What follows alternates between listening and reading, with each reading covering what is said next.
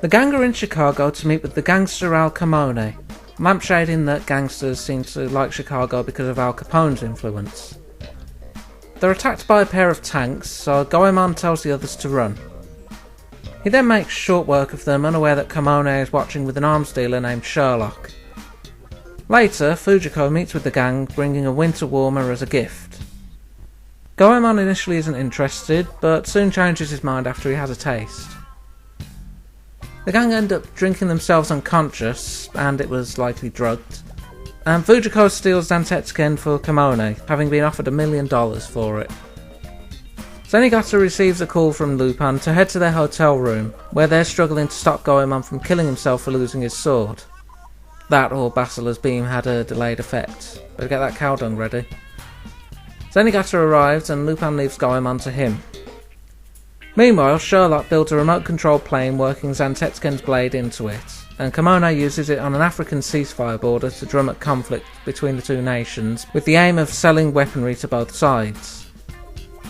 Jigen spots the plane while watching the news, and they plan to help Goemon.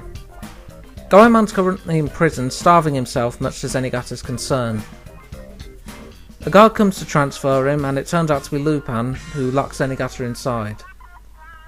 Fujiko has overheard Capone and Sherlock's plan by now and decides to turn to blackmailing them for more money. Meanwhile, the gang survey the ceasefire border and are attacked by Capone. After a crash landing, Goemon tries taking the plane head on. Of course, his substitute is bamboo and does about as well as you'd expect. Running into the jungle for a hiding spot, Lupin and Jigen ask if there's anything they can exploit, but Goemon isn't too sure. The sun starts setting, so Capone decides to call it a day, unaware Fujiko has just photographed him. Goemon has an epiphany in the middle of the night, remembering that he always had trouble cutting devil's tongue. Due to there being no Oden sands around, the gang go on a hunt for yams to make devil's tongue themselves. They then repair their plane and coat it in the stuff. Next morning, Capone has spotted Fujiko and attacks, then spots Lupin in the distance. The Devil's Tongue proves effective against Zantetsuken's strikes. Capone changes strategies, trying to drill through, though this just ends up wrecking his own plane. Lupin moves in and disables him. Goemon then gets revenge on Fujiko by stuffing her face with Devil's Tongue. Sherlock has been found out by the police by now, but Goemon decides to enact his own justice on the arms dealer. Fun enough episode, adding a bit to the deep lore of the Zantetsuken. I'm sure Goemon will find a way to cut those yams one day, because Goemon will find a way to cut something no matter what. Also worth mentioning that this is the first episode to use the Zenigata March and Superhero in its soundtrack, albeit as an instrumental in the latter's case.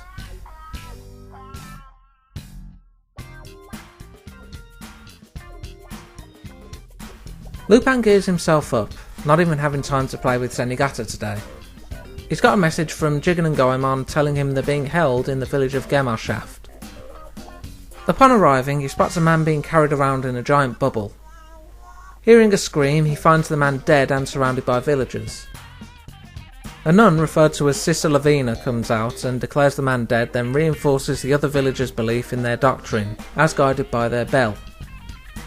She then summons citizens 106 and 107, or Jigen and Goemon as we know them, to perform the last rites. Lupin approaches Jigen and Goemon later and asks what's up. They're pretty clearly under some kind of mind control, which is only reinforced when Lupin suspects Lavina and their eyes go freaky. His next port of call is the local church, where Lavina tells him they're free to leave whenever they like. She also extends her offer to Lupin to stay, which he naturally refuses. Later, Jigen and Goemon are attacked by Zenigata, though this was a ploy by Lupin to try and get them to snap out of it. Sitting outside, Lupin notes that the church bell seems to ring a lot. He then spots Jigen and Goemon going to sleep for the night. When he tries to wake them up, they freak out again. The next day, Lupin decides to investigate, starting with the bell tower. He finds that it's made of some kind of special material and that a speaker is used to amplify its sound. Heading inside, he observes the organ Lavina was playing on. After messing around with Flea Waltz, because everyone plays Flea Waltz on a keyboard given the chance, he manages to find a secret stairway underneath. He overhears Lavina relaying orders to someone and confronts her, where she admits that she's hypnotising people to make mind-controlled soldiers.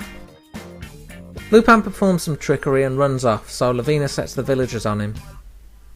Disguised as Lavina, Lupin knocks out Jigen and Goemon and tries to escape. The bubble makes a move on them, and just reforms when Lupin shoots it. Hiding underwater doesn't work either, and it captures them.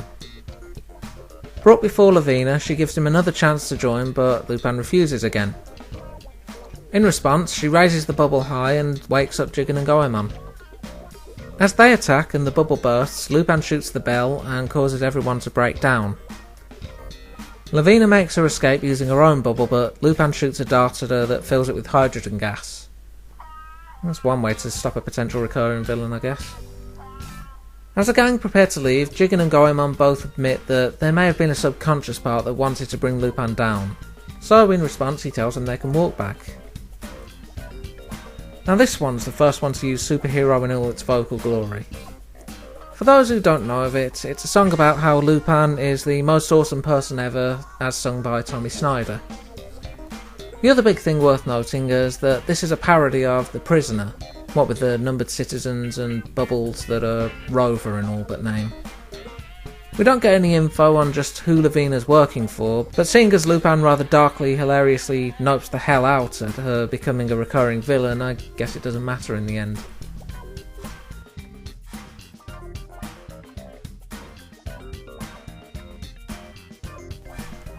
Lupin and Fujiko are sightseeing in DC. Fujiko brings Lupin to the Black House, a building owned by Don Ketchi, the richest man in America. Later, at a restaurant, Fujiko explains that Don Ketchi is planning to donate $100 billion to charity, so it'll be prime time to steal. Lupin refuses, having standards when it comes to thievery, which angers Fujiko and she storms off, though gets kidnapped by a strange fog. While talking it over with the rest of the gang, the fog reappears and tells them to steal the money in the next 2 days or Fujiko will die. Zenigata meets with Don Ketchi to discuss security. Things escalate as he witnesses the gang stealing the money, though Fujiko is seemingly with them. She flies off and leaves them, but Lupin gets a shot in and seemingly kills her. The real gang are keeping watch, seeing the fakes disappear before their eyes, though are forced to run from Zenigata, who's shocked that Lupin would kill Fujiko. The FBI has the gang on their list, but Lupin has figured things out and just needs to find Fujiko. At a harbour, Fujiko meets Don Ketchi and they discuss how they had a 3D projection of Lupin look like he was stealing the money so he wouldn't have to donate it. He then ties Fujiko inside his boat with a bomb, not wanting any witnesses to his act. He watches the boat explode, but Lupin manages to save her beforehand. Fujiko spills about the projector and Lupin decides to not just steal the money, but also plan an elaborate revenge. Meanwhile, Don Ketchi enjoys his money in a manner that Scrooge McDuck would be getting his lawyers out for, unaware that Lupin's watching. Later, the gang steal the money from Don Ketchi's room, but this was all an act for a holographic recording. They then disguise as the police and set the projector up. Things go to plan initially, but then the projector shorts out and the projected Lupin freezes. The gang stall for time while Fujiko tries to fix it and ends up shocking herself. Lupin then gets into character and grills Don Ketchi as to how he got his money back, and that he can now donate it as planned. As he leaves to get some help, the real Zenigata arrives, however. Fujiko finally fixes the projector, but Zenigata is onto Lupin, though a tree puts a stop to their chase. The money is brought out for donation as Don Ketchi laments his lost fortune. Fujiko, thinking Zenigata is Lupin, tries to get her share, but he laughs her off as he carries the money away. The gang laugh as Fujiko is left with nothing but some electric shocking. It was kind of obvious that Don Ketchi wasn't going to be an upstanding citizen, but this was still a fun one. I have to admire that Lupin didn't try to actually steal the money too, seeming pretty happy to let it be donated to charity. Gentleman thief after all.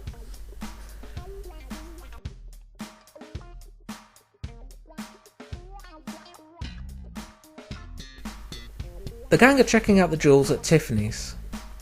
The owner, Margaret, or Maggie Tiffany, invites him in and proposes that they steal from there as it could make for a good Christmas shop.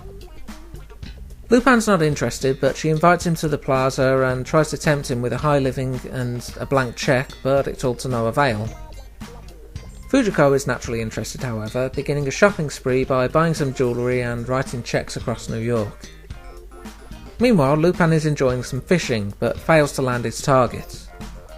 An old man, Gebupi, demonstrates his light-powered fishing line. It works as first, as light can't snap, but generates too much heat and explodes. Also, Gebupi developed lightsaber technology for Star Wars, but forgot to patent it. If this had been made after Disney took over the franchise, I don't think they'd have cared if he'd patented it or not. Later, back at their hotel, Lupin receives a letter from Fujiko. She's been writing bad cheques and now owes $1 million. In other words, they've been roped into Maggie's show. Heading to Tiffany's, the gang meets Enigata, who gloats that he'll win easily. He hands them glasses that allow them to see a massive laser grid surrounding the jewels. As they leave, they find Fujiko is still spending, buying herself a Rolls Royce. I suspect that it ends up like Lupin's SSKs in between episodes. Lupin also notes that a subway runs underneath Tiffany's, giving him an idea. As the gang set up a pulley system underground, Enigata tries and fails to garner police support. The gang, with Gebupi also participating, set into motion at midnight, lowering Goemon down to cut specific areas of the Tiffany's building. A magnet attached to the pulley then gets drawn to a passing train, and the force of it pulls the lower half of Tiffany's out, bypassing the laser grid.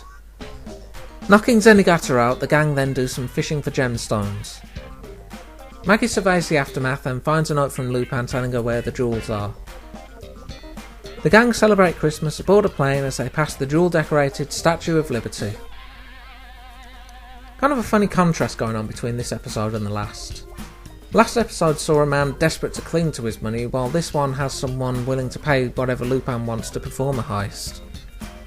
Speaking of which, the heist felt a bit quick, but even then it was nice to see the gang planning things out to a finer detail again. Next time, a doppelganger fight, a battle between gunmen, and a crazy casino heist bring us to episode 68. Until then.